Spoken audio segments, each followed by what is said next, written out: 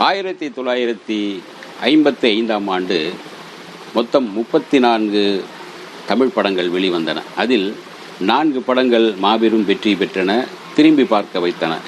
கணவனை கண்கண்ட தெய்வம், புரட்சி தலைவரின் குலேப காவலி, மங்கையர் திலகம், மிஸ்ஸியம்மா. இதில் மந்திர தந்திர மாயஜாலங்களுடன் புராணமாய் தெரிந்த படங்கள் 2. இதில் மிஸ்ஸியம்மா, மங்கையர் திலகம் அது குடும்பத்தை சார்ந்த பெண்கள் கொண்டாடும் படமாக இருந்தன, ஃபேமிலி ஓரியன்ட் படங்கள். அதில் சாவித்திரி வந்ததே ஒரு புது கதைதான். முதலில் மிஸ்ஸியம்மா படத்தில் ஒப்பந்தமானவர் பானுமதி தான் ஒரு 10 நாட்கள் வரை நடித்தார். பிறகு அவருடைய கொஞ்சம் முதிர்ச்சியான முகம், அவருடைய இவர் சொல்வது போல இல்லாமல் அவர் சில டைலாக்லாம் மாற்றுவார். அதனால் அவருக்கும் தயாரிப்பாளருக்கும், அதாவது நாகிரெட்டியாருடைய நண்பருக்கும் நடந்த சின்ன உரசல்கள் காரணமாக அந்த படத்தில் இருந்து பானுமதி தூக்கப்பட்டார். பிறகுதான் சாவித்திரி அந்த படத்திற்கு வந்தார். சாவித்திரி வந்த பிறகு அந்த படத்திற்கான கலரே மாறிவிட்டது. அது ஜெமினி கணேசன் சாவித்திரிக்கும் ஒரு கெமிஸ்ட்ரி இருந்தது இல்லையா, அந்த காதல் காட்சியுடன் மிக பிரமாதமாக அந்த படம் போனது. அது மட்டுமல்ல, இந்த படத்தினுடைய கதையை முதலில் வாங்கியவர் பிரபல தயாரிப்பாளர், இயக்குனர் SS வாசன் அவர்கள். ஜெமினி புரொடக்ஷன் சார்பாக அந்த கதையை வாங்கினார். அந்த கதை இங்கு தமிழ்நாட்டில் எடுபடுமா, போகுமா, போகாதா என்ற பயத்தோடு இருந்து பிறகு அந்த கதையை நாகிரெட்டியாருக்கு விற்றுவிட்டார். நாகிரெட்டியார் அந்த கதையை வாங்கி தமிழில் மிஸ்ஸியம்மா என்று தயாரித்தார். அவரே ஹிந்தியில் கூட ஜெமினி கணேசனை நடிக்க வைத்து மிஸ் மேரி என்று தயாரித்தார்.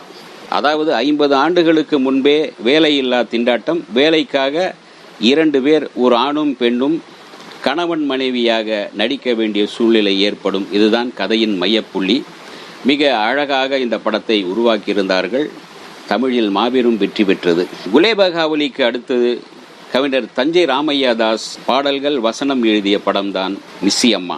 பிருந்தாவனமும் நந்தகுமாரனும் என்கின்ற அந்த பாடல் இன்றைக்கும் கேட்டாலும் நம் காதுகளில் ரிங்காரமிடும். அப்படி ஒரு அழகான பாடல்.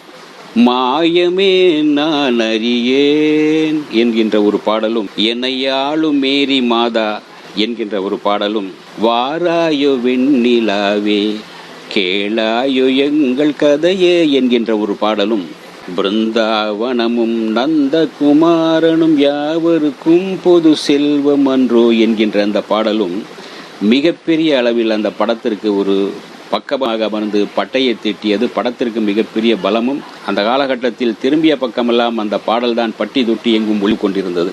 இதே படத்தில் இன்னொரு பாடல், தெரிந்து கொள்ளணும் பெண்ணே அதை போல் நடந்து கொள்ளணும் பெண்ணே என்கின்ற ஒரு பாடலும் சாவித்திரியை லேசாக கிண்டல் செய்வது போல ஜெமினி பாடியிருப்பார். இந்த பாடல்கள் எல்லாமே ரசிக்கும்படி இருந்தது. மிஸ்ஸியம்மாவின் கதை சுருக்கம் பார்ப்போம். ஜமீன்தார் ரங்கராவ் நடத்துகின்ற பள்ளியின் பெயர் மகாலட்சுமி ஆரம்ப பள்ளி. இதற்கு தம்பதிகளாக இருக்கிறவர்கள் மட்டும் ஆசிரியர்களாக தேவை என்று ஒரு பத்திரிகையில் விளம்பரம் வருகிறது. டேவிட் என்பவரிடம் வாங்கிய பணத்தை திருப்பி தராத மேரி அந்த பணத்தை திருப்பி தர வேண்டும் என்பதற்காக அந்த வேலைக்கு விண்ணப்பிக்கிறார். திருமணத்திற்கு வற்புறுத்துகிறான் டேவிட். அவனை கழட்டிவிட்டு அவனுடைய பணத்தை மட்டும் கொடுக்க சம்மதித்து அவர் வேலைக்கு செல்கின்றார். அங்கு மேரியும் பாலுவும் தம்பதிகளாக பொய் சொல்லி ஆசிரியர்களாக அங்கு வேலை பார்த்து வருகிறார்கள். அவர்கள் இருவரும் தம்பதிகள், காதலர்கள், தம்பதிகள் என்று அதை பொருத்தமாக அந்த தம்பதிகள் என்கின்ற அந்த ஏற்ற இறக்கத்தோடு நடித்தும் கூற காட்டு வருகிறார்கள். நிஜ தம்பதி தான் போலிருக்கிறது, அவர்களுக்குள் ஊழல் இருக்கிறது, காதல் இருக்கிறது என்று அந்த ஜமீன்தாருடைய மனைவியும் ஒத்துக்கொள்கிறார். டேவிட் வில்லனாகி கதாநாயகன் பாலுவிடம் டமால் டுமீல் என்று சண்டையிட குழப்பம் வலிக்கிறது. குழப்பத்திற்கு காரணம் என்ன என்று ஜமீன்தார் கேட்கும்போது, அந்த இருவருமே பொய் சொல்லிதான் இங்கு வந்து வேலை பார்க்கிறார்கள், இவர் இருவருமே தம்பதிகள் அல்ல என்று டேவிட் உண்மையை போட்டு உடைக்கிறார். அதே சமயத்தில் ஜமீன்தாரின் மற்றொரு மகள்தான் மேரி என்று கண்டறிந்ததும் எல்லோருக்கும் திருப்தி. இதில் மேரிக்கும் பாலுவுக்கும் மிக மகிழ்ச்சி. படத்தில் காதலித்தவர்கள் நிஜ வாழ்க்கையிலும் கல்யாணம் செய்து கொண்டனர், இணைந்தார்கள். பாலு காதல் மன்னன் என்ற பட்டம் தாங்கியவர். அதாவது டேவிட்டாக நம்பியாரும், மேரியாக சாவித்திரியும், பாலுவாக ஜெமினி கணேசனும் நடித்தனர். காதல் சுவையுடன் நகைச்சுவையும் கலந்து குழைத்த இந்த திரைக்கதைக்கு சக்கரபாணியின் திரைக்கதைக்கு தஞ்சை ராமையாதாஸ் கேலியும் கிண்டலும் நிறைந்த வசனங்களை, காதலுக்குள் இருக்கின்ற அந்த சின்ன சின்ன சலனங்களை, சின்ன சின்ன சண்டைகளை, குறும்புத்தனங்களை எல்லாம் சேர்த்து இந்த படத்தில் வசனம் எழுதியிருந்தார் தஞ்சை ராமையாதாஸ். சாவித்ரி, பானுமதி, தேவிகா, எம் ராஜம் எத்தனையோ சினிமாவில் நடித்திருந்தனர். அத்தை வேடம் தாங்குகின்ற அவர்கள் இவர்களை அந்த காலத்து ரசிகர்கள் கட்டழகிகளாக தான் பார்த்தனர். அதிலும் கதாநாயகி சாவித்திரியை ஒரு கட்டழகியாக, கனவு கண்ணியாக அன்றைய ரசிகர்கள் பார்த்தனர், ரசித்தனர்.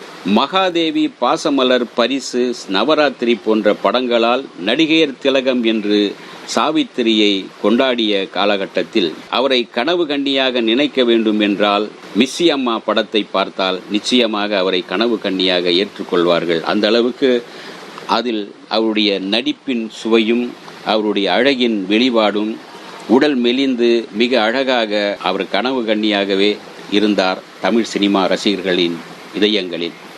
மிஸ்ஸி அம்மா என்றால் வாத்தியாரம்மா என்று அர்த்தம். மிஸ்ஸி அம்மா மிஸ் செய்யக்கூடாத படமாக இளைஞர்கள் மத்தியில் கொண்டாடப்பட்டது, தம்பதிகள் மத்தியில் பெரும் வரவேற்பை பெற்றது. மிஸ்ஸி அம்மா ரசிக்கத்தக்க ஒரு கொண்டாட்டமான படம், குடும்பத்தினர்களுக்கு பிடித்தமான ஒரு கொண்டாட்டமான படம். இந்த வீடியோ உங்களுக்கு பிடிச்சிருந்தா லைக் பண்ணுங்க, ஷேர் பண்ணுங்க, கமெண்ட் பண்ணுங்க, சப்ஸ்கிரைப் பண்ணுங்க, மறக்காம பெல் ஐகானை கிளிக் பண்ணுங்க.